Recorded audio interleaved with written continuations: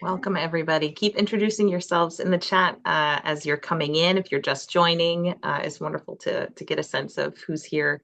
My name is Molly Cashwell. I'm the director of the Cultural Alliance of Maine, which is an organization dedicated to strengthening and amplifying cultural organizations and communities through collective action, research, and advocacy. And it's been a huge pleasure to be a partner of the Maine Arts Commission on these arts and health roundtables, talking about these incredibly important and cutting edge topics in how we can apply the arts to our healthcare system and to maybe outside of the healthcare system opportunities to foster healing and connection and community. So I'm going to introduce Christina Carraz, who is the true mastermind behind all of this work. She's become such an incredible authority on this topic, has been engaged in national discussions with partners across the country. So she's truly a wealth of knowledge, and we're so lucky that she's been pulling together these incredible communities of knowledge like we have today. So I'll pass it to Christina to introduce more about the topic of community arts and health. Thank you, Molly. It's a very kind introduction. I'm so glad that you're all here today, the first day of spring. Good morning. It's March 20th. I'm Christina Krez, the Arts and Health Program Director at the Maine Arts Commission. Thank you all for joining us for our 7th Arts and Health Roundtable. This morning we'll be hearing from leaders working in Maine at the intersection of community arts and public health. Before we begin today's program, the Maine Arts Commission would like to acknowledge that we are located in the homelands of the Wabanaki, the people of the Dawn. We recognize and honor the Abenaki, Maliseet, Mi'kmaq, Passamaquoddy, and Penobscot nations and all of the Native communities who have lived here for hundreds of generations in what is known today as Maine. This roundtable and all of our programming at the Maine Arts Commission is funded by the National Endowment for the Arts and the Maine Legislature. I'd like to thank our coordinating committee of dedicated partners consisting of Molly from the Cultural Alliance of Maine, Lee and Nina from the United Way of Southern Maine, Megan from Side by Side, Kay Parker from Maine Health, Lifestyle Medicine, community organizers like Jessie Link, Loretta Spanglet, and Melinda Thomas. It is our sincere hope that these arts and health roundtables have sparked inspiration and that they're meaningful and actionable. We continue to collaborate across the state with our healthcare partners, our organizations, and community organizers on the topic and information we have gained over the past 6 months of inquiry. Please mark your calendars for our in-person convening April 10th to be held in Brunswick at the Midcoast Hospital's Lifestyle Medicine, where we will be hearing from national leaders in the fields of arts and health regarding evaluation, arts health policy, and ways we can address the epidemic of isolation and loneliness in Maine through arts and culture. You'll find the link in the chat in the future to register with the full agenda. Space is limited, so you want to sign up early. One last thing before I turn it back to Molly to introduce our speakers. We encourage you to tell us where you're calling in from and to engage with the speakers during the Q&A. Your voice is so important to this conversation. If you are interested in joining the Arts and Health Planning Committee or have an idea about a topic you would like covered, or you feel as if there's not a voice in the room that needs to be in the room, please invite them. We would love to hear from you and have you present at our next roundtable starting in the fall of 2026.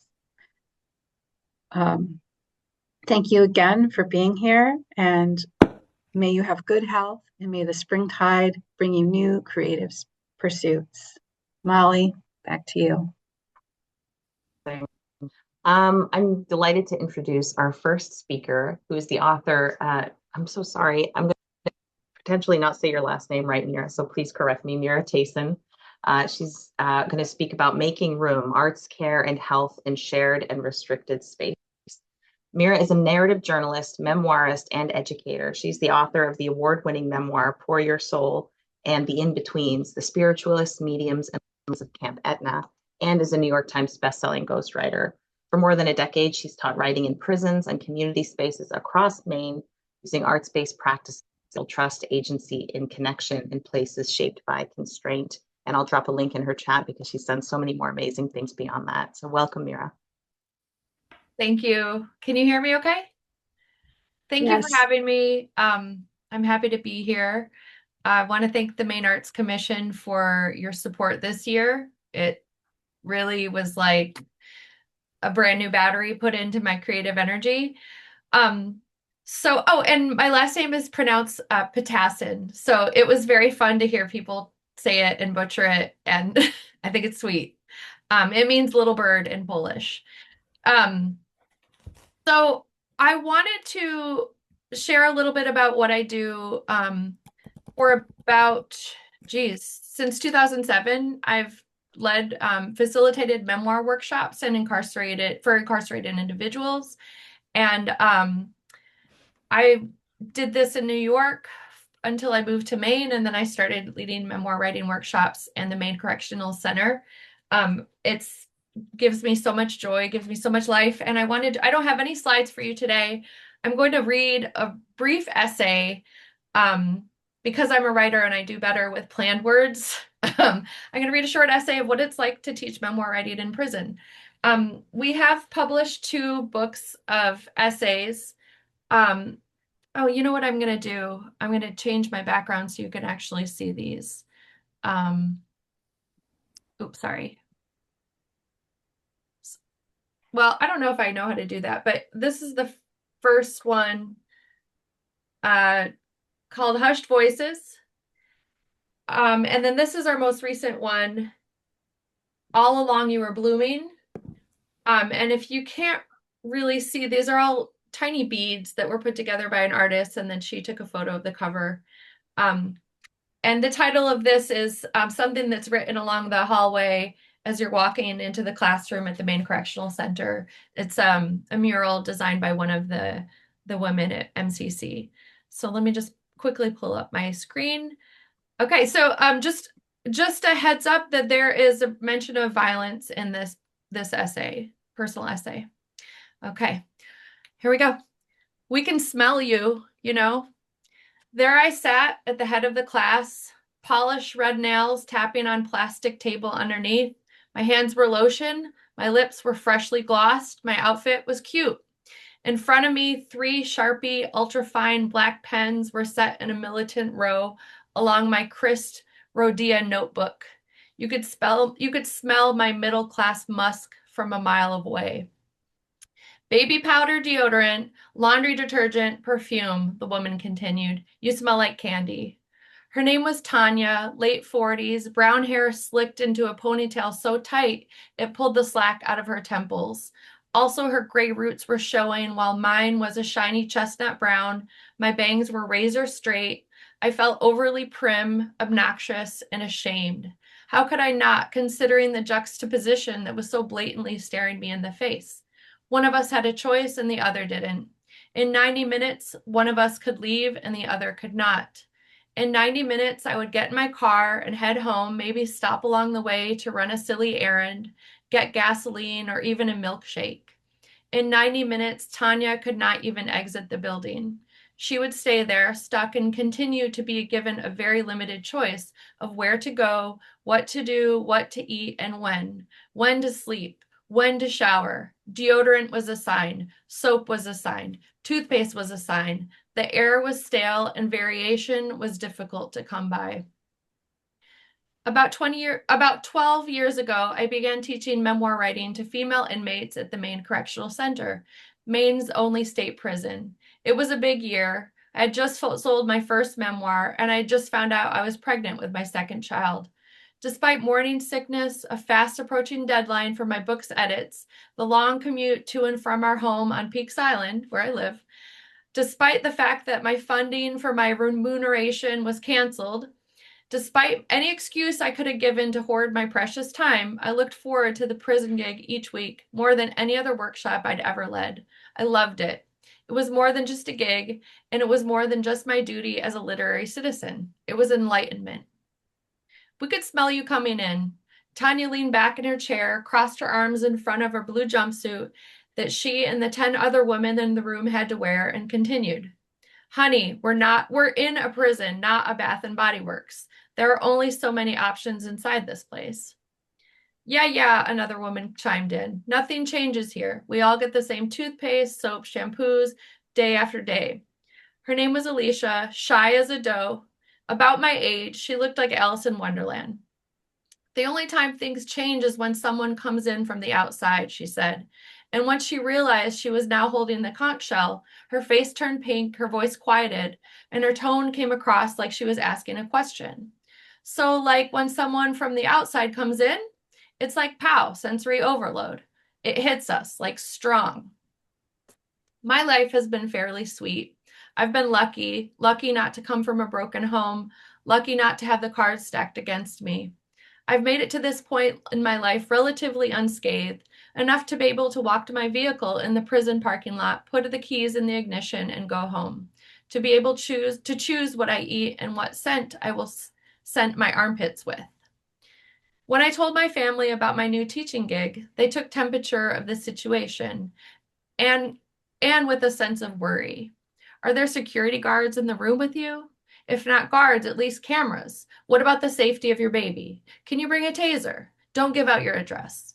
I've taught creative writing at luxury schools and summer workshops, private colleges with the most expensive tuition in the country, and the most precocious students I've ever met.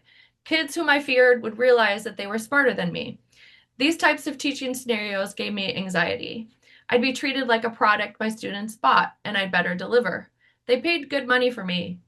But in the prison, what I brought was just the opposite. The women wrote like their lives depended on it. They didn't ask for deadline extensions. They asked for more assignments, more prompts, more books, more paper, more writing utensils. They weren't maniacs, they were prurient. They weren't just inmates, they were human. To get to my classroom, my supervisor and I would pass through a labyrinth of bolted doors, gates, and checkpoints until we reached the paste-colored classroom where the woman would be waiting. Within no time, our workshop's bonds sprouted. We were less a group of individuals and more like a supportive family around a dinner table checking in. The class's agenda was like the most other workshops I'd led before.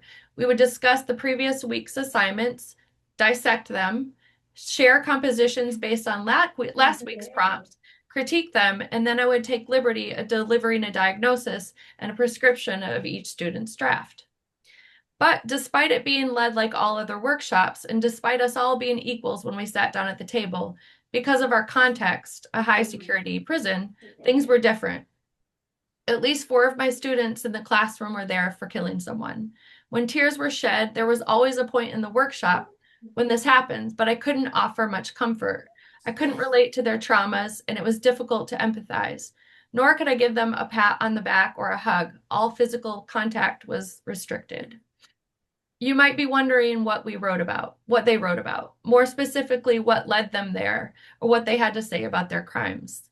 I wondered that too, but as far as teacher etiquette went, I wasn't sure how to approach this. But I'd remind myself when lesson planning that writing isn't supposed to be a walk in the park, right? Memoir writing means confronting the past. It's carnal. To paraphrase Mary Carr, you don't sign up to play football and then whine when you get hit. Still, I put off asking. Really, I was waiting until it felt right. With each class that passed, I began fearing more and more, not just the elephant in the room, but also doubting my bravery as their teacher. But what could I have asked of them? What kind of prompt was I supposed to assign? Write the scene of your crime in 2,500 words or less? And how was I supposed to critique that? Less showing and more telling of what you did? Off the cuff, one hot day in June, I finally blurped it out. We just finished a rather regular workshop. The students had cleared out, and I was packing up my backpack. The room was hotter than an armpit, and I was more pregnant than ever, and even more unfiltered, which is probably what led me to ask my supervisor how these women ended up incarcerated. Sure, my supervisor replied casually. Who do you want to know about? I'd grown particularly fond of Alicia. We were nearly the same age and shared an affinity for the same books, for nature, for hiking. She was incredibly sweet, gentle, and bright. The two of us had just clicked. After class, since physical contact wasn't permitted, we'd air hug. So tell me what Alicia's story is, I asked. I'm glad I asked. Still, on the drive back home to the boat from prison that day, I cried so heavily that I had to pull over on the side of the road several times.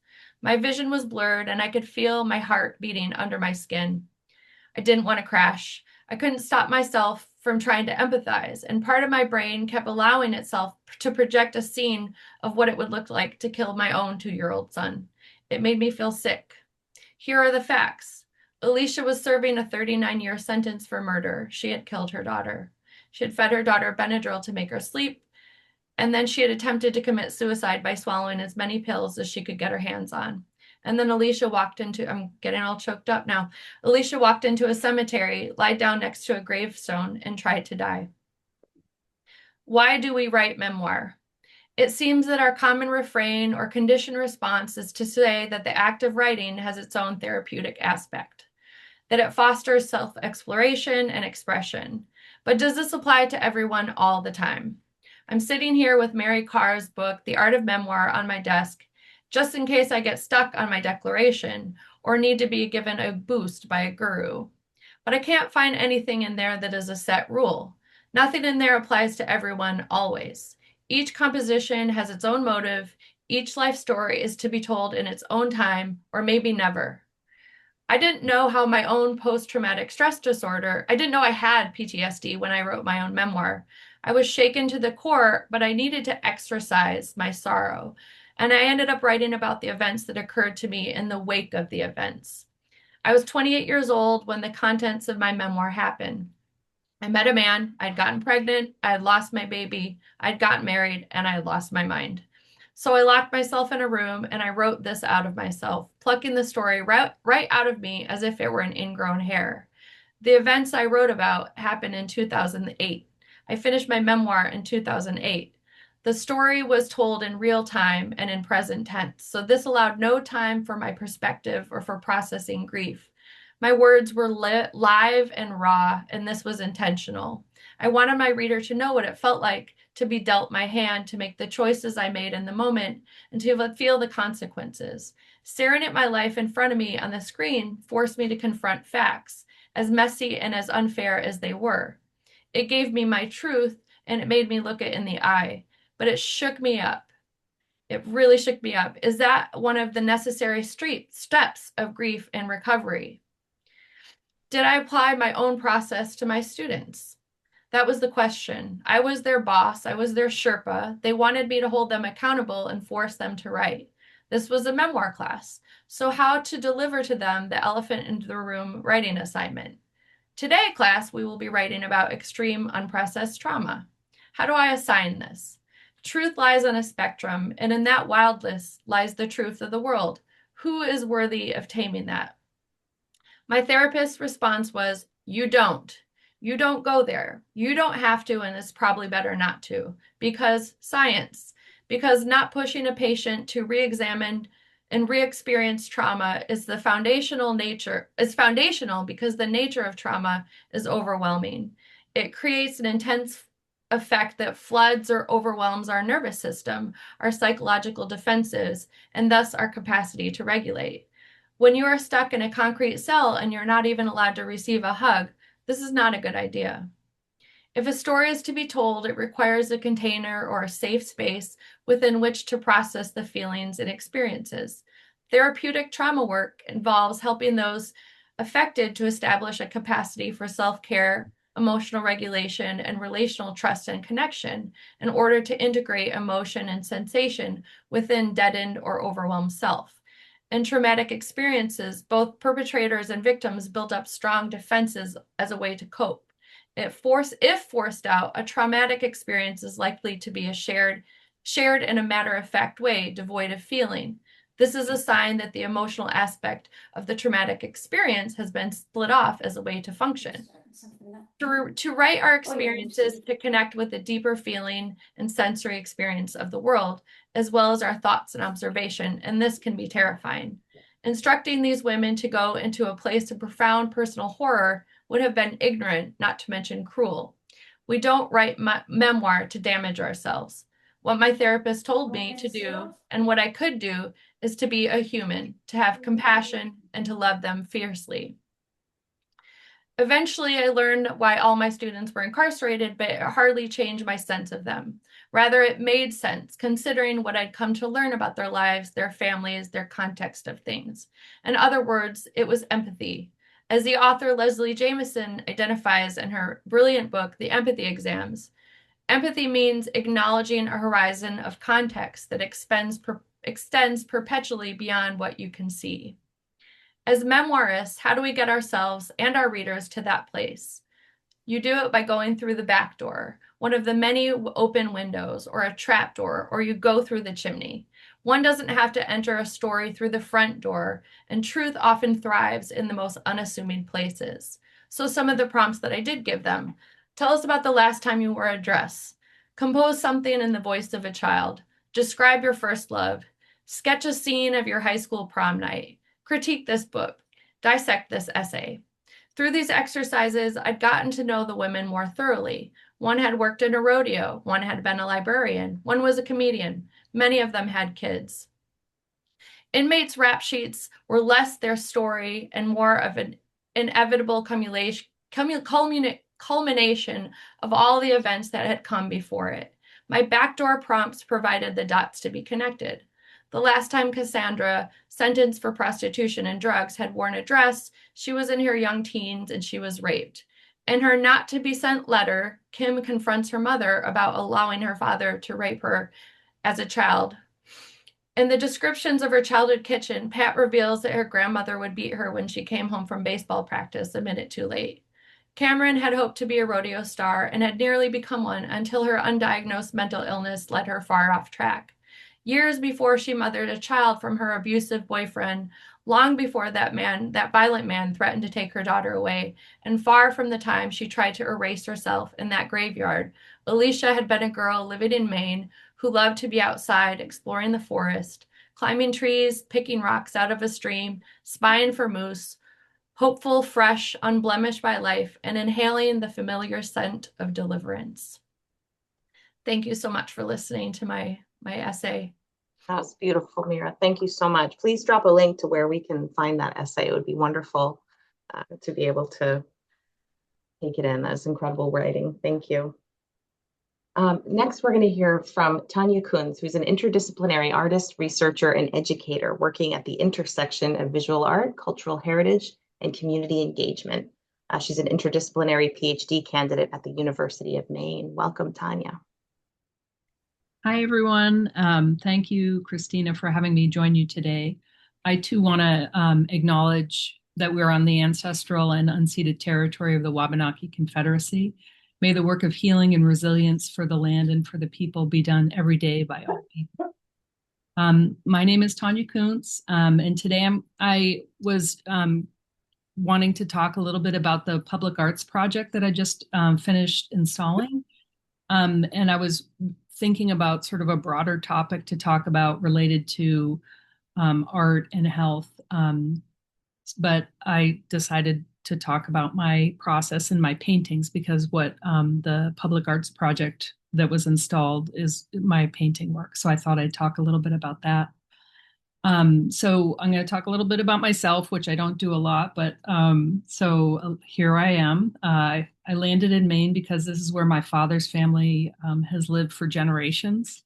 His paternal line worked as mariners, lobster fishers, and merchant marines, settling mostly in Casco Bay and Portland. His maternal line were Quebecois immigrants, having crossed the border from Canada.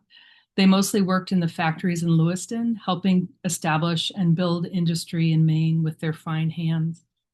My parents actually met at the University of Maine in Orono, which is where I'm working on my dissertation. My research is focused on my Franco-American heritage related to gender, labor, and medicine. And I'm using an arts-based research method in my dissertation. As part of the coursework for my program, I completed a certificate in arts and humanities and medicine, which I believe was the first of the kind in the state. I'm currently working as the managing editor of a preprint journal that publishes interdisciplinary work by doctors, traditional healers, nurses, artists, and poets. The journal is called Etuaptamunk, the Journal of Two-Eyed Seeing. And Etuaptamunk is a Mi'kmaq word for two-eyed seeing, and it was first introduced as a concept by First Nation elders Albert and Merdina Marshall at Cape Breton University in Sydney, Nova Scotia. The concept refers to learning to see from one eye with the strengths of indigenous knowledge and from the other with Western knowledge, using both together equally to benefit all. And this concept, which is one of explanatory pluralism, seems an important concept for any type of collaboration where equality can be established.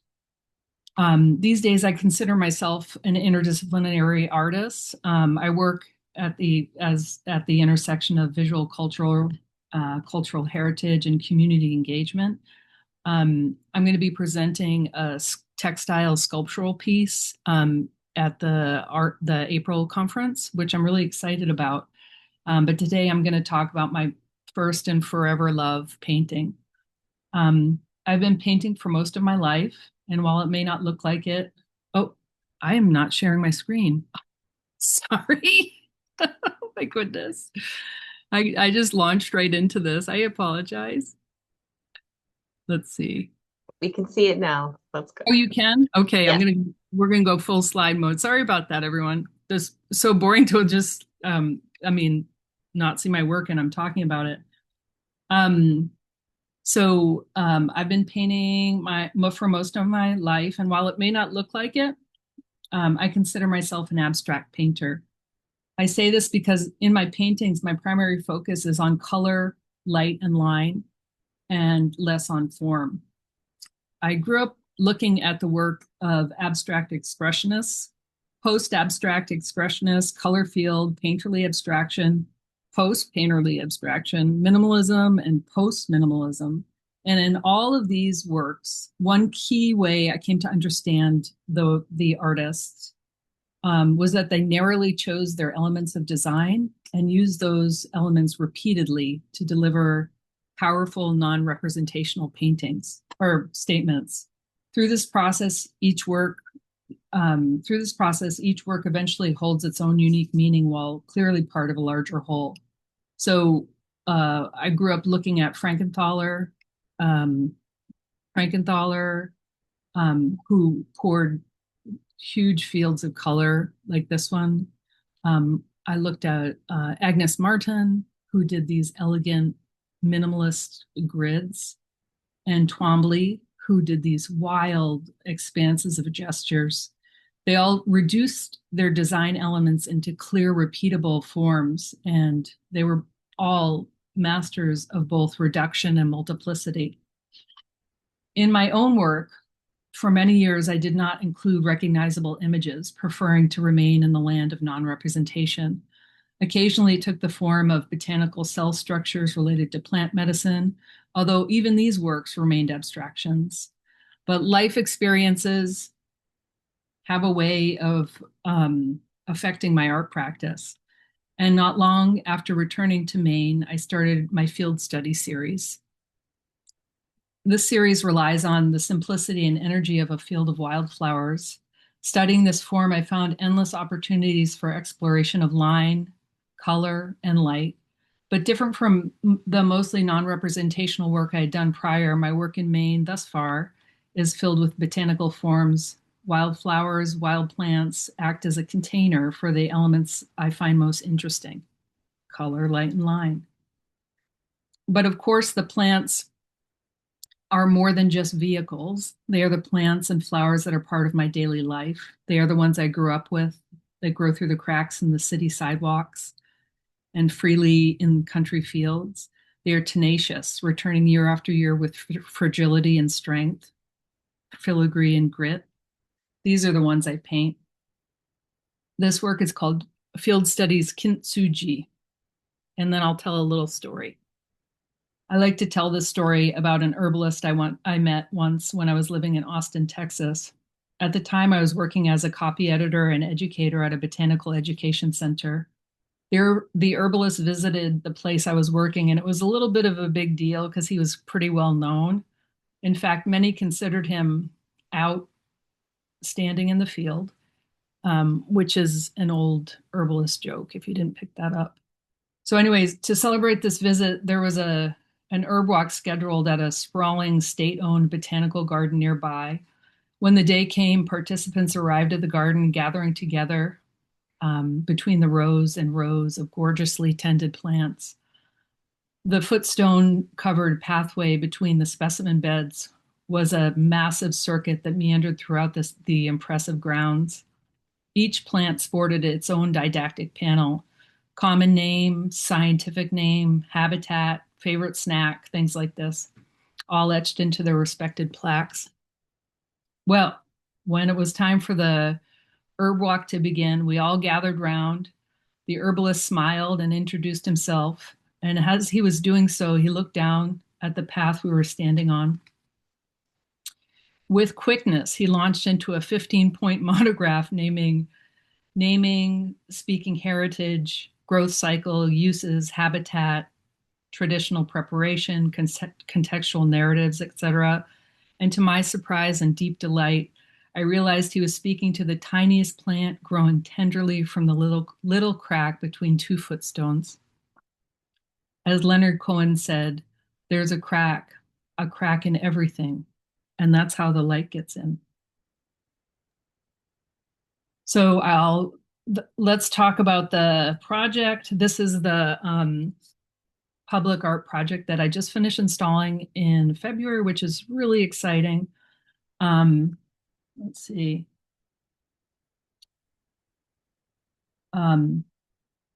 So you're all familiar with the Percent for the Arts law in Maine that gives a little bit of money to artists to like make state buildings gorgeously beautiful and filling them with all of the art from the state. And for that, it was a wonderful opportunity.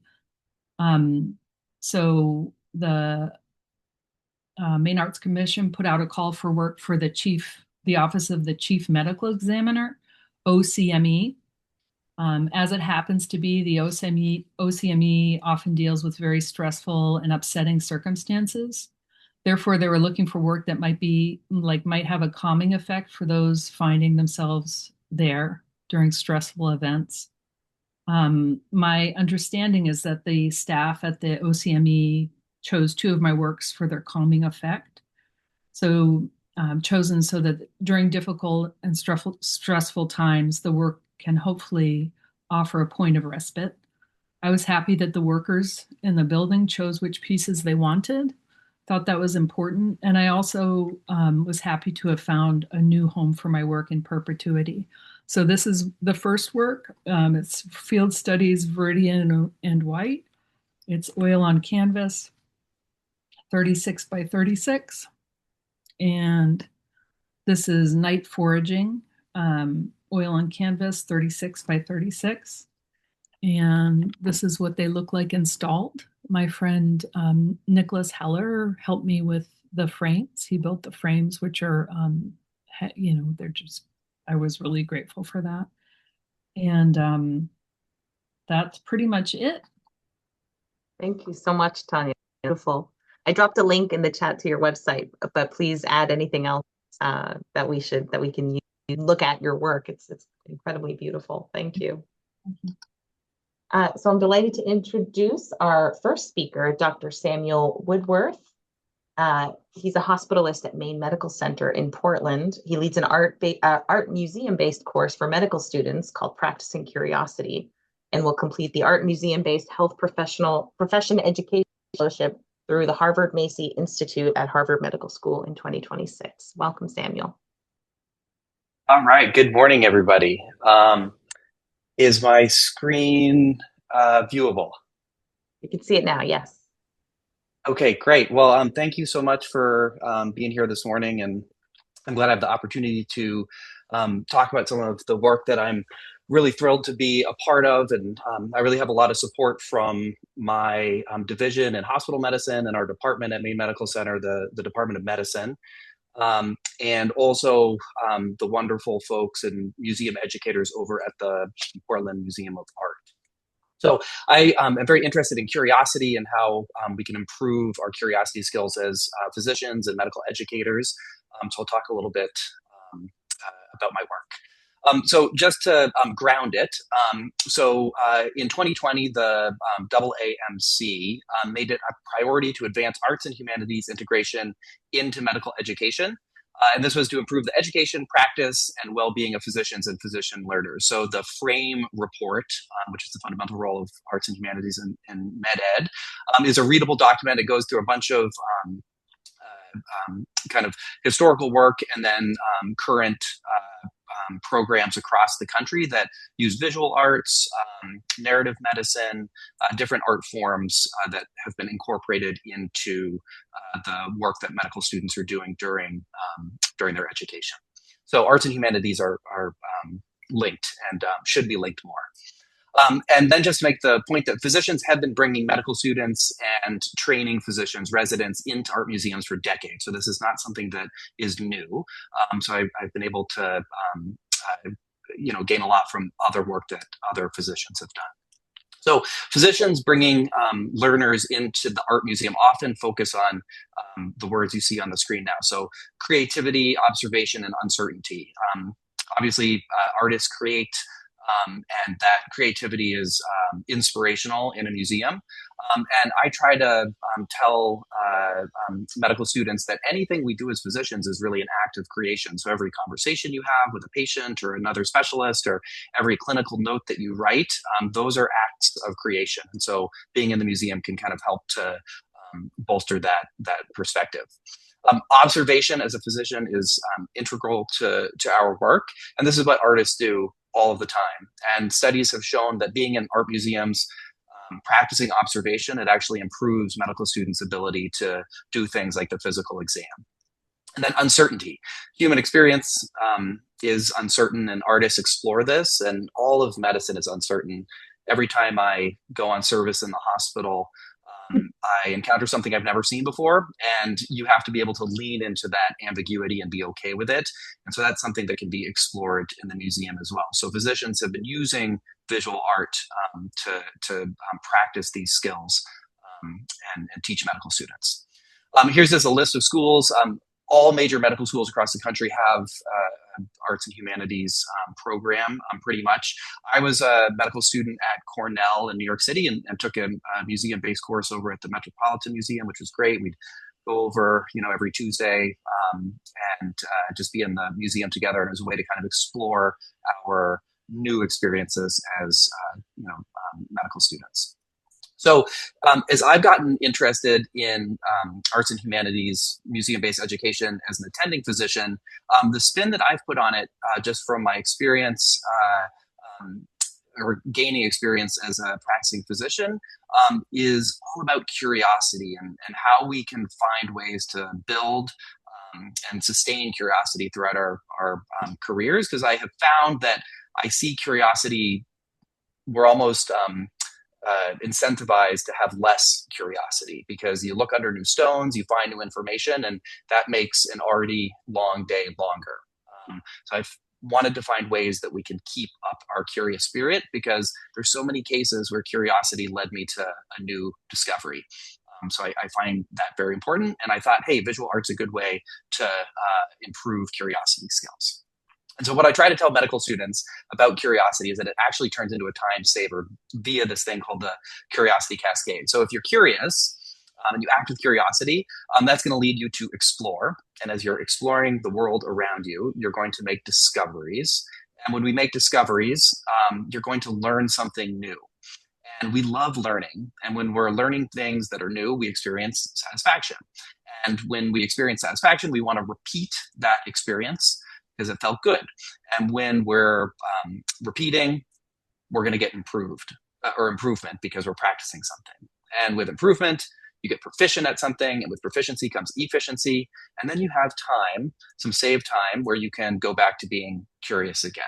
So this curiosity cascade, I tell students, is so important because it helps us build moments of regeneration and motivation, something that can be done in the museum.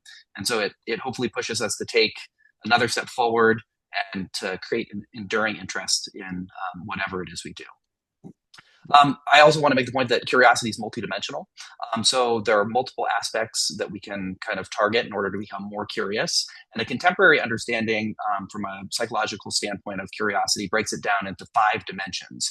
So there's like being a joyous explorer, deprivation sensitivity. You have to be sensitive of the knowledge that you're deprived of in order to learn something new. Stress tolerance, that's that leaning into ambiguity. Social curiosity, being interested in what other people are doing. You can learn from them, borrow things from them, and make your own unique version of yourself better. And then thrill seeking is all about stepping outside your comfort zone, trying something new. So these I have found to be targetable skills that visual art can aid in kind of isolating and practicing.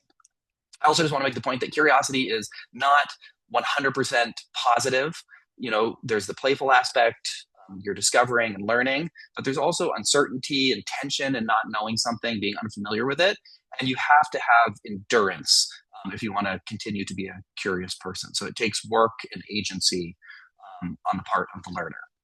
So as I've thought a lot about curiosity and have made relationships over at the Portland Museum of Art, we now have a course that I've built for medical students, for Tufts medical students that rotate at Maine Medical Center. So I called the course, it's Practicing Curiosity, and this is a museum-based course for second-year medical students, a longitudinal course that runs over 4 sessions, and about 10 students per session. And I asked people, we're going to be curious explorers, listen actively to one another in the museum, recognize our knowledge gaps, that's that deprivation sensitivity, leaning into uncertainty, building connections with one another, and then that thrill-seeking aspect, taking a leap into something new. So I pick out pieces of art at the PMA that highlight one or more of the 5 dimensions of curiosity. And I ask questions with the students in a group setting to get a discussion going about the pieces of art, and use something called VTS, or Visual Thinking Strategies, which is a visual literacy tool to get people talking about a piece of work or a work of art. And then we explore direct connections to the practice of medicine, stretching the learner's perspectives and hopefully allowing the curiosity skills that we're practicing to jump from the museum and then into the hospital or clinic setting. So here's a group looking at a little Haim Soutine painting at the Portland Museum of Art, and everybody's very curious. It's a great capture of their curiosity. Here they're up on the 3rd floor talking about the patient experience using a piece of art. So we can explore the museum and really just take advantage of all the wonderful artworks on. So just a couple of quotations I wanted to share. So a student after the course said, "It was jarring just to realize how specific the learning is for medical school. This course reignited some of the curious spirit in me. There was space to innovate and think, and I now think about how I can approach interactions with patients in clinic with curiosity." And another student said, "I didn't realize the lack of curiosity I was having in the beginning of medical school. I've definitely been very curious my whole life, and it's a big part of my personality. I think looking at the visual art reminded me of that part of myself. It was the kind of thing where I would go to the museum really stressed out about medical school and would leave way more grounded because it was something different." So I've been collecting student quotations, which have all been just really eye-opening and very positive. So I've had about 25 students go through the curriculum, and recently in the last rendition had 10 students that did pre and post curiosity questionnaires. So we're measuring their curiosity to hopefully be able to publish on this, and have been gathering the quotations for thematic analysis. And then I'm also offering a lot of standalone sessions that are building at the PMA, and have had other internal medicine groups, other residency programs, the American College of Physicians chapter have done it through hospital medicine. We're getting a group of ED physicians and hospital medicine physicians together. So have actually got 2 sessions at the museum tonight. So we are building the programs there. And then I am learning more about this work. I'm participating in a fellowship this year, which has been great to meet a lot of other physicians interested in this work all around the country. We are meeting again in Boston and a few of the art museums in April. And museum educators are just fantastic and a wealth of knowledge. Thank you so much. So great. I'm so sorry. I have to give a little time heads up, but Sorry. Yep. This is the last slide. So the thing I just want to say is I find that this work is really important because it allows us to think about metacognition. So how we think about problems, which is not something medical students get to do all the time. And then that opportunity for regeneration and building endurance because the work that they do is difficult. All right. Sorry about the time. Thank you. Oh, I'm sorry. I should have given you a minute to wrap up. Thank you so much. That was fantastic. I hope we'll receive those slides. It was really a beautiful presentation and made it all so clear how you work. I really appreciate that. Next, we're going to hear from Jordia Benjamin, who has 15 years of visionary leadership in the cultural sector. They've dedicated their career to advancing the role of the arts as a catalyst for community transformation, equity, and collective memory, especially as the dynamic executive director of Indigo Arts Alliance in Portland. Welcome. Yeah. Hi, good morning, everyone. Give me a second while I share my screen. Let me know if you all can see. Looks good. All right. Thank you so much for confirming. All right. Hello and good morning once again. I'm so grateful for you all being here. My name is Jordia Benjamin, and like Molly mentioned, I'm the executive director of Indigo Arts Alliance. And I am truly honored to be in conversation with this beautiful group of leaders in our community that operate at the intersection of art, but also of medicine. Today, I want to share with you not just a program or a vision, but not a program or a mission, but a vision for what becomes possible when art is understood as medicine, when creativity is treated not as a luxury, but as essential infrastructure for public health. So let's begin. Before I go any further, I want to ground us in something important. We gather virtually from Wabanaki territory, and so we honor those ancestors, we honor this land, and we carry that awareness into everything that we build here at Indigo Arts Alliance. But we also at IAA operate in a spirit of lineage. We are descendants of people committed to liberation. Now, I have a question or a few questions for you that I want you to sit with, not just answer quickly in your head, but to feel it, to relive it. Think about a time when art made you feel seen, when music moved grief out of your body, when a story made you feel less alone. What does a healthy community feel like? What does it look like to you? When did you last witness art bring people together? You can jot your responses down. You can utilize the chat as we continue to explore. So everything that initially rushed to your mind or emotions that might have come up, this is public health. And this is exactly why we built and would we continue on building here at Indigo Arts Alliance. We're not operating on instinct and instinct alone. The research backs this up. And although frankly, I'm sure that everyone in this room knows this long before any study could confirm it. 73% of people report improved mental well-being through regular creative engagement. Neighborhoods with active arts programming showed twice the community cohesion of those without. And since 2019, IAA has supported 86 plus artists, each one a catalyst of transformation in their own communities. The research confirms what our ancestors always knew. Art heals. Art is not extra. Art is essential. Indigo Arts Alliance is the only Black-led arts incubator space in the state of Maine. Founded in 2018, we were built out of love of the arts, love of our people, and love of a more beautifully humane and just world. Our mission is to build global connections by bringing together Black and Brown artists from diverse backgrounds to engage in their creative process, while building long-lasting relationships rooted in co-mentorship. An inaugural aspect and an integral aspect of the Indigo Vision is providing Maine-based artists of African descent access to a broader range of practicing artists of color worldwide. We are Black-led and artist-centered.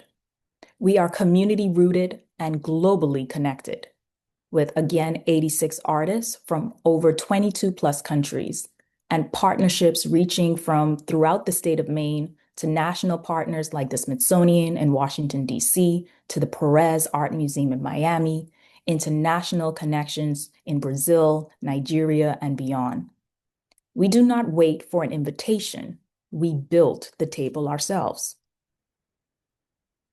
So let me walk you through what we have built and connect each program back to why we're here today: health, healing, and community. Our mentorship residency pairs Maine-based artists with national and international artists from the African diaspora, creating an ecosystem of sustained community building.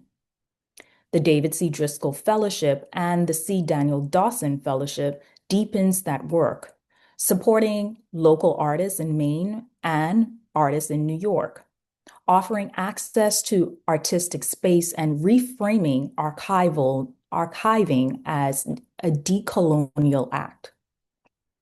The Art in the Wake Symposia, which I'll go deeper on in a moment, is our most recent international visible work, a multi-year collaboration exploring healing and memory across the African diaspora. Deconstructing the Boundaries, another symposium series, connects ecological justice with ancestral relationships to the land. And then there's the beautiful Blackbird Children Books Festival, where last year alone we gave over 3,500 free books to children across the state of Maine. Because literacy is public health, identifying and affirming literature is also public health. Every single one of these programs is art as medicine. The Art in the Wake is, in my opinion, IAA's most profound work. This is a multi-year symposium series developed in partnership with the Smithsonian National Museum of African American History and Culture.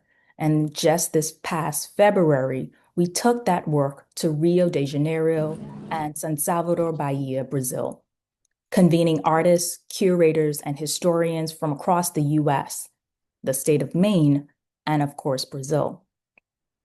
We followed the Smithsonian's traveling exhibitions In Slavery's Wake, Making Black Freedom in the World, an exhibition predominantly featuring our co-founder, Daniel Minter.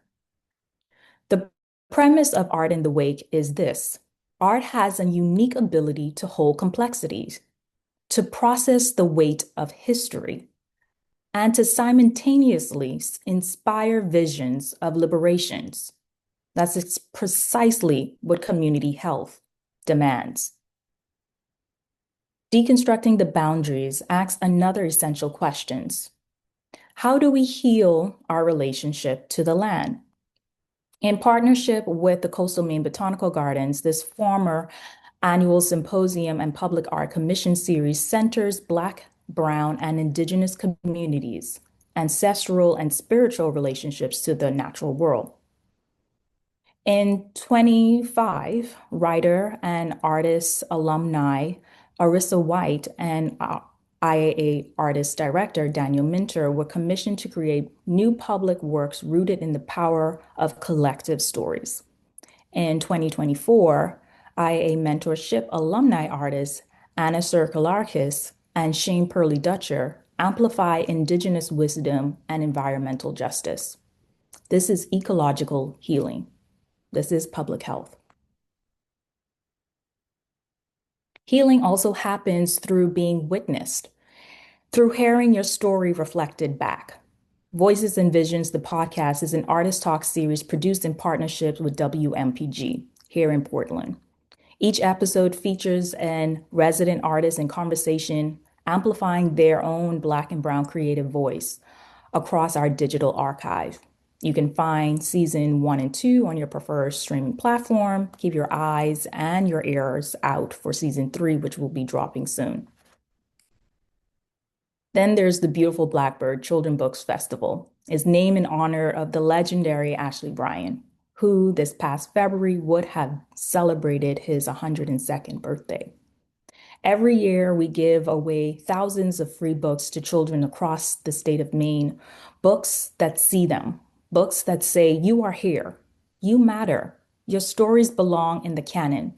When a child sees themselves in a book for the first time, that's a healing act. That's an act of public health. The evidence is clear and it's growing. Arts-based interventions reduce PTSD symptoms by up to 45%. Children who engage with diverse books develop 40% greater empathy towards peers unlike themselves. And communities with active arts organizations show dramatically stronger civic participation. The Surgeon General has told us that social isolation is as deadly as smoking 15 cigarettes a day. Community art programs are amongst the most powerful antidotes we have. Indigo Arts Alliance does not exist on the perimeter to public health. We are centered to it. I want to close with a story. Antonio Rocha is a Rio-born, Maine-based storyteller. Through movement and monologue, he tells the story of a tree that was cut down and transformed into the hull of an enslaved ship, the Malaga. Built in Brunswick, Maine in 1832, sailed to his homeland of Rio de Janeiro in 1845. In his performance, The Malaga Ship, A Story of Maine and the Middle Passage, that ship becomes not a vessel of trade, but a vessel of trauma, a meditation on memory, agency, and sorrow embedded in the wood. Art can go where policy cannot. It can open what data cannot reach. It can transmit the truth of history with haunting clarity so that communities can begin to build, to grieve, and to truly heal. That's why Indigo Arts Alliance exists. There are many ways to join us in this movement. Come to our events, open studios, symposiums, participate in the beautiful Blackbird Children Book Festival, support artists directly through donation to our residency programs. And if you represent an organization, explore corporate partnerships with us. We have meaningful opportunities across the 3 programs I talked about today, but even more that I haven't had the time to share. And simply follow us, share our work. Tell someone about what you've heard here today. Community begins with a conversation. And I would love to be in conversation, but also celebration with you at our annual fundraiser event on April 16 at the Maine Studio Works. This year's celebration features an indigo pop and dance party, delicious diasporic cuisines from 3 local caterers, drinks, and live music from our David C. Driscoll alumni, Benjamin Spalding. All of the festivities will be in an effort to raise funds for our artists and residency programs, which sit at the very heart of our mission. And I want to leave you with words that guides everything that we do here at Indigo. We are building a more loving world for us all, a world where we can continue to be our ancestors' wildest dreams. Every artist we support, every book we give away, every symposium we host, every podcast we air, it is all in service of that vision. So thank you. I would love to hear from you, what questions you have, continue this dialogue in the chat, and I want to know, what has the arts stir in you? Thank you so much, Jordia. Always love to hear about what you guys are working on, and it seems to be more and more expressive and incredible each year. We're going to move on next to a few folks from Greater Portland Health. Analtina Constantino is an Angolan poet and writer. Allison Gorman is a family physician, and Natalie Fleming is a family nurse practitioner. So welcome. Good morning, and thank you to the Maine Arts Commission for having us here today. My name is Allison Gorman, and I'm a primary care doc at Greater Portland Health, where I have been since its inception. Hi there, I'm Natalie Fleming. I'm a nurse practitioner and I've been at GPH for about a year and a half. Good morning. My name is Enaltina Constantino, a poet and Angolan artist and a patient at Greater Portland Health.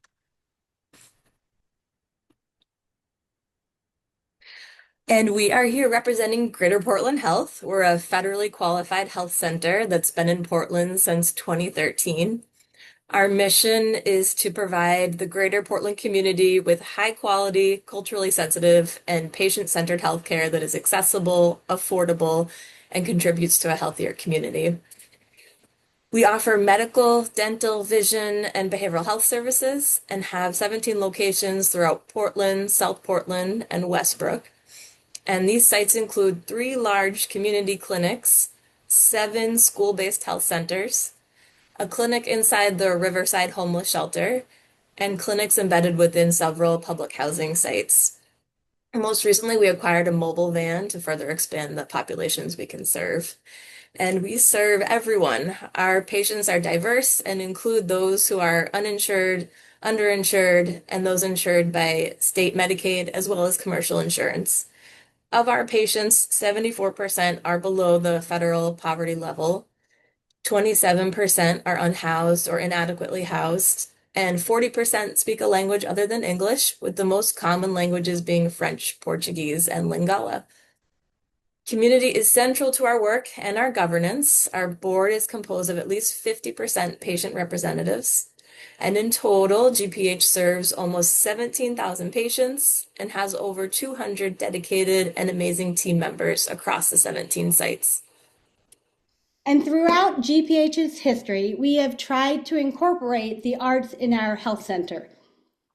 Initially, to combat burnout and have some fun in the midst of the difficult work we do. We have had small singing groups at the health center. We have made collages during summer staff picnics. We have made mobiles and learned beading and created tie-dye t-shirts and tutus for Pride Week. These events were primarily for GPH staff to help foster connection among folks from different sites as we grew, and to encourage artistic expression, provide some stress relief, and to have fun with our coworkers. In the summer of 2022, after the grueling and isolating experience of COVID, Greater Portland Health extended this vision of celebrating the arts to highlight our fabulous patients. We hosted an open-air storytelling event in Congress Square Park in Portland, where 3 patients bravely shared their personal stories of belonging and identity. It was powerful for both audience and participant. In early 2024, I watched a recording of the Surgeon General talking about social isolation and how community art can combat it. It was then that I learned that November is internationally recognized as Arts and Healthcare Month. I became committed to spearheading an annual celebration of this month at GPH. So in November of 2024, we launched our first official Arts and Healthcare project, a collection of collaborative art projects. Each of our 17 sites made a finger-painted canvas with the name of their site, inspired by the New York City subway signs. Over a couple of weeks, whenever staff had free time, they could wander into the break room and dip their finger in paint to create the canvas. The idea was to have something accessible for everyone, because even those who didn't consider themselves artsy could finger paint. And we wanted to create something beautiful and unique that we could hang in each of the clinic sites. And while this project brought each site together and was fun and a great kickoff to our official Arts and Healthcare celebration tradition, we had even bigger hopes for the following year. A celebration that would bring the entire GPH community together which, as you have heard, includes our dedicated staff, as well as our amazing patients and our community partners. We wanted to answer the Surgeon General's call with a community event where we could all share our art and all that that includes, bringing healing and joy to us as individuals and as a collective whole. And out of this idea was born our Arts in Healthcare celebration, which was held in late November of 2025. We had a budget of 0, but had the energy and vision of staff who volunteered their time to make it happen. Luckily, we also had fabulous local partners who stepped up, like the VFW and other businesses that donated the venue, monetary support, and food. We invited anyone and everyone to participate and created a space for our staff and patients to share their art, whatever it was, with each other. We celebrated the joy and the connection that sharing art fosters. In the early stages of planning our event, I met Annaltina. She was a new patient at GPH and during a visit shared with me her interest in art and poetry. She had recently immigrated from Angola, and I was struck by her ambition to thrive in a new country and her overwhelming passion for the arts. Not only did she agree to perform at our Arts and Healthcare event, but she also played a central role as our MC for the night. We had an amazing event with an amazing lineup of performers and a stunning display of visual arts. Each performance felt like an invitation to travel to another world, a world where we could feel deeply, reflect, and connect with one another. It was a beautiful reminder that art has the power to touch every part of the human experience. I would love to revisit some of the performances that made that night so special. I had the honor of presenting a poem titled I Am Africa, a piece that celebrates the identity, heritage, and strength of a continent that lives in the hearts of its people. We also had a powerful storytelling performance. As the story about fear unfolded, the audience could almost see the scenes being described. There was a dance troupe of staff and patients who performed a traditional Congolese dance. There were patients who played their instruments and others who sang. We ended the night with a song performed by a choir consisting on GPH staff, patients, and partners, and it was amazing. The event was impactful and inspiring. There was an electrifying energy and joy that evening that carries through the work we do and who we are. And no doubt supports us when the challenges in our lives, our community members' lives, and our work continue to get harder. Many of us are looking forward to celebrate again together this November at our second annual Arts in Healthcare event, and we invite you to join us in celebrating the healing power of arts in healthcare. Obrigada. Beautiful. Thank you all so much. That was fabulous. I tried to keep up with links, but please, Greater Portland Health folks, if there's links to your incredible arts programming, please do share them in the chat. Next, I'm delighted to welcome Becca Boulos, who's the Executive Director for the Maine Public Health Association. Welcome, Becca. Thank you. Can you see my screen? Yes. Hope so. Okay. I can't see you anymore. I can't see. Oh, great. Good morning, everybody. My name is Becca Boulos, and I am the Executive Director of Maine Public Health Association.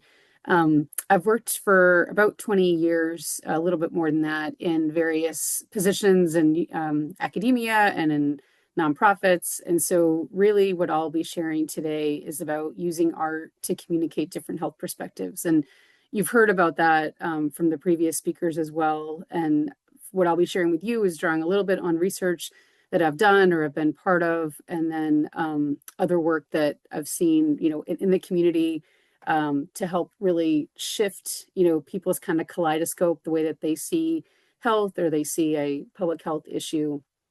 Very much see art as a way to build build bridges and understand maybe more complex public health challenges than we can always have just by kind of debating each other like we sort of tend to do.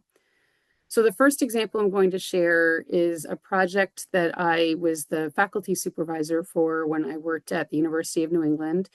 It was a visual voices project, and visual voices is a community-based participatory research approach. It started in Pennsylvania, working with youth in a housing development, and the intention behind it is to use various forms of art and art activities and to give participants a space to be able to talk about what they've created. And then the third part, which is very important, is to have a community display of that art. So it allows an opportunity for public dialogue and discussion about how people who participated in this are understanding whatever the public health topic is. So the project that we did at UNE was with older adults who were living in an assisted living facility close by to campus. And it was an interprofessional group of health students. And it was focused on aging and how it was all women, how these older women were perceiving their aging, how they thought other people were perceiving their aging. And so over the course of about 12 weeks, we went once a week and had a 2-hour session. And really what we saw was that this gave these participants a chance to kind of reflect on their own aging and to use art as an expression of that. But it also changed their dynamic with each other and gave them a chance to even talk about things that were happening that weren't related to the project. But now that they had established this trust and relationship building, they were able to kind of sort through some other things that were going on outside of the space. So these are just two examples of the art that was produced. Can't seem to, oh, I'm sorry. Get it to go. Here we go. Okay. So the one on the left, I hope you can see. So it's a tree, and there's different branches that mean different things about how this person was perceiving themselves in community. What I remember in particular about this description was in the center, you see a circle and there's a little face peeking out. And that was her curiosity. She was hesitant to engage with the other people that were in the group, but curious and similar to what Sam was talking about. There was an element of curiosity there and wanting to participate and engage, but will they accept me? How will they react to me? And so it was just so beautiful, the art and then the description and the honesty about how this person was experiencing being in this group. And then the one on the right was sort of a reflection of what comes next. And what I remember from this verbal description was that this participant was reflecting on feeling like she had been a human doing her entire life, just being really busy and always active and just doing a lot. And now at this stage, she wanted to be a human being and using art to really ground herself and to have a chance to reflect and to process her aging and other things that were happening in her life. And I just thought that was so beautiful to think about human doing and human being. So these are just some examples from that research project that we worked on. Photo Voice is another community action research approach where, again, there's a prompt and people use photos to describe a public health challenge or a facilitator, something supportive in their environment of their health, and they write a short narrative to describe what they're observing. I use it in a class that I teach at Tufts University on healthy community design. And so that's what this picture is of. It's one that I took. I was on my way to UNE's Biddeford campus. You might recognize this intersection. It was red light, so I did take a picture, but it was stopped, so it was sort of okay.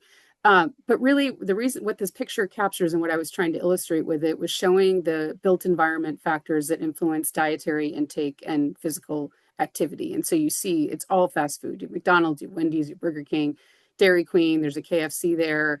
And so there is a sidewalk and you can safely walk down there. But even though the speed limit says that it's 30 miles an hour, cars go much faster. And so this was just an example of an environmental factor that would really be increasing your health behavior. And then this next picture is not mine. It's from a website, but I'm sharing it because it was something that's really stayed with me, where photo voice changed my thinking about an image. So during an art show at UNE, there had been a project with local residents on dimensions of housing and safety. And when I saw this picture, it was a fence. It was not this picture. When I saw a photo that someone had taken of a chain link fence, I thought that it was showing to keep out, like this fence is a barrier to you living here. And that was not how the person who took the photo interpreted it. They took it to mean safety, and that this fence is keeping me and my family safe. And that has just always stayed with me about the power of photos and the accompanying narrative to really shift how we might be thinking about health and about physical dimensions of health and what those mean to different people. So continuing on this thread of the built environment, there are factors in our environment that can either overtly or more subtly cue the way that we think about health and the way that we engage with it. So we might be more inclined or less inclined to walk places or to bike, or the way that we might think about different social issues. So this first photo is from Tacoma, Washington. In 2025, they painted a permanent crosswalk, and it's a large intersectional crosswalk in support of LGBTQIA, and the community that participated in painting this is here. And so this is now a permanent demonstration of that city's commitment to equality and support and, welcoming solidarity. So every day, cars, people who are walking, biking, whatever, rolling along, they're going to see this. And that symbolism, it's more than symbolism. It's just an act of, you belong here and we support you. And that it's permanent, I really do think sends a different message than even ones that are temporary. This next photo is from my sister's neighborhood in Virginia. Every Christmas time, they do what's called a holiday card alley. And not everyone, but a lot of homes put out these very large plywood holiday cards. They're not all Christmas themed, but this one has handprints on it. And if you, when I loved this, I'm obsessed with it. And I looked into it, and they treat it as a huge block party, and everybody gets together and they paint their signs. And it's just this celebratory event that they do every year. And I just loved that community dimension. And it's so fun to walk around and see people's signs, and it serves as a way to build community. And you stop and talk with them about what they created and might give you some ideas for next year. I tried to start this in South Portland. I'm not very gifted when it comes to art. So I don't know that I was starting any trends here, but I loved it. I thought it was really great. So I just wanted to share that as well. And then this last example, people in communities can get really creative with how they encourage cycling. And so this is from Lehigh University. This was a partnership between students at the university, various local artists, and different groups around physical construction. And they implemented this, what's called a bike bar. And you can see it's in front of a coffee shop, but you cycle up and your bike's kind of clipped in, and you can drink your coffee and chat with your friends while you might be on your bike. So I love, there's so many examples of that, so many examples of really creative places to rack your bike. It's really fun. And all of these generate community, and they're all environmental, and they're all cues that exist in these people's communities. I want to talk about a couple. I got to give a little time heads up. How much do I have? Probably should wrap it up. We're coming. Oh, okay. Oh, I'm so sorry. I'm sorry. Okay. No, I'm sorry. I thought I had timed this better. Clearly I did not. So, a couple of plays. I know Clay Graybeal is on here, and he's the director and the author of Seal, which explores mental illness. Dr. Dora Mills wrote a play about the 1918 influenza pandemic, and then just a couple of film examples, but I'll stop there. Thank you so much. I'm so sorry I was over on time. Not at all. And please drop links to those and the titles in the chat, because that looks fantastic. So thank you. So our last presenter is Carl Schatz, who's the co-founder and executive director of Community Plate, Welcome, Carl. Great, thank you. Here, I'm gonna share my screen. All right, everyone see that okay? All right, I'm gonna jump right in and kind of speed through. I realize we're up against the clock here, and hopefully we can leave a little bit of time for some questions. Um, so Community Plate reimagines and reinvigorates the long tradition of community potlucks using storytelling as a source of connection and entertainment. We started in early 2023 as a way to bring Mainers together in person to share family recipes and stories and rebuild some of the community lost during the pandemic.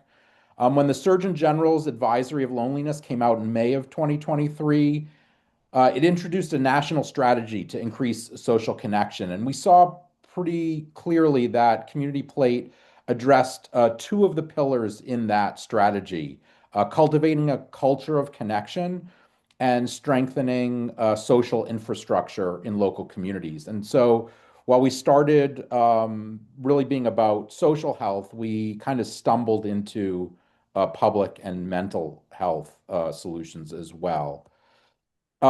So one thing we know is that as a society, we're really starved for connection. And research shows increasingly that despite the fact that Americans are really willing and interested in connecting, there's just not enough opportunities to gather with strangers and experience the serendipity that happens when we do. Since June of 2023, we've hosted 45 story sharing potluck suppers across 15 of Maine's 16 counties. We'll be doing our 16th county next month in Holton. We have as few as 15, as many as 100 people. They happen in church basements and community centers, outside courtyards, tents, libraries, retrofitted cow barns, really all over the place.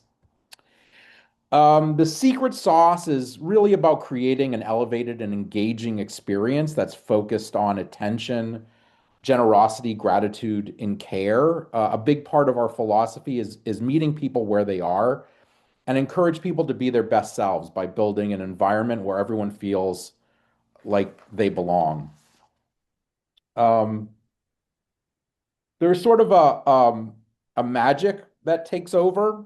The combination of sharing food and stories engages us in both giving and receiving and invites us to be generous and vulnerable and open to connection.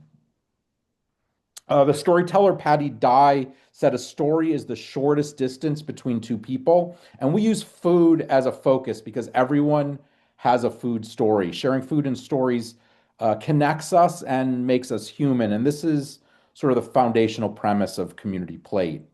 So we use story prompts over the meal to provide scaffolding for conversation. And then during coffee and dessert, we curate a lineup of 4 or 5 storytellers who get up and tell first person personal narrative stories, sort of moth style, creating both individual and collective opportunities to experience connection through story. Um, Science and research tells us that loneliness can have not only a negative mental health impact, but also physical health impacts as well. The arts, and in our case, specifically storytelling, can have positive chemical, emotional, and physical health benefits. So there's this thing that happens in storytelling called neural coupling.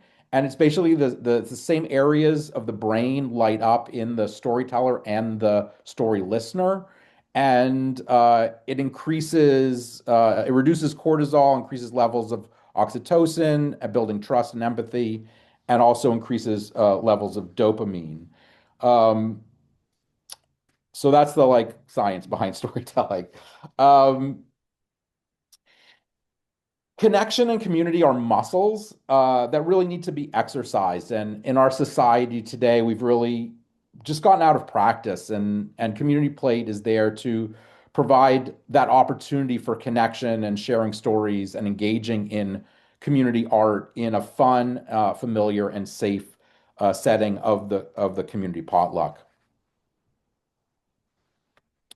So the next phase of community play, our plan is to build out a shareable toolkit that includes instruction and templates and scripts and timelines and guidelines. And all the artistic expression and sort of creativity that we've put into this framework, so that any community anywhere can replicate this program and experience the same type of impact that we've had over the past 3 years. And we have 3 minutes for questions. Thank you so much. And thank you to everybody who participated. I think we're happy to keep the room open for anybody who wants to have some discussion. So much was shared.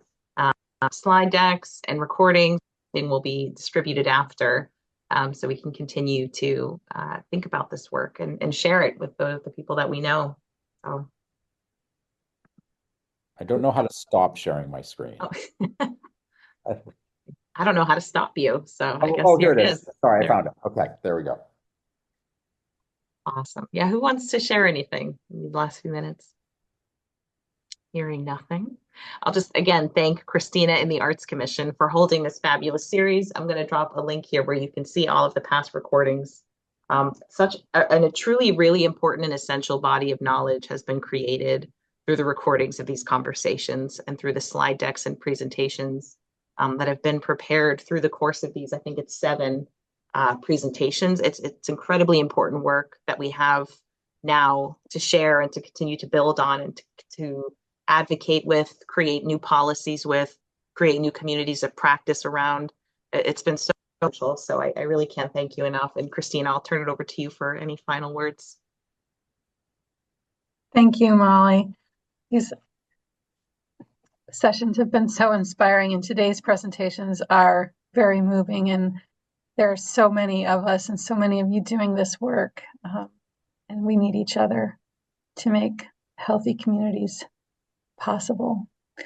Again, thank you all so much for being here. Please reach out if you have any thoughts, comments, encouragement. And also, Amy, would you like to say a few words?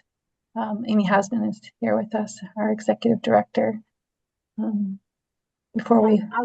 and thank you so much. I just will say all of these presentations today were incredible. The presentations over the last series of roundtables were so enlightening. I learned so much, and I encourage all of you to visit the Maine Arts Commission website. All of these have been recorded, so if you've missed something, we'd love for you to listen. And we really are open for ideas, and we really want to hear from the community and understand how we can be of service, how we can help make connections between each other. We believe that creativity is the bridge that builds connection between us, and we need that now more than ever before. So I really am deeply grateful to have so many folks from the arts, from health, from science, from social agencies, from government be part of this. This is the kind of work that we want to do, and we want to do it together with all of you. So I just say thank you so very much, and happy spring. Thank you, Amy. With that, I'll say adieu.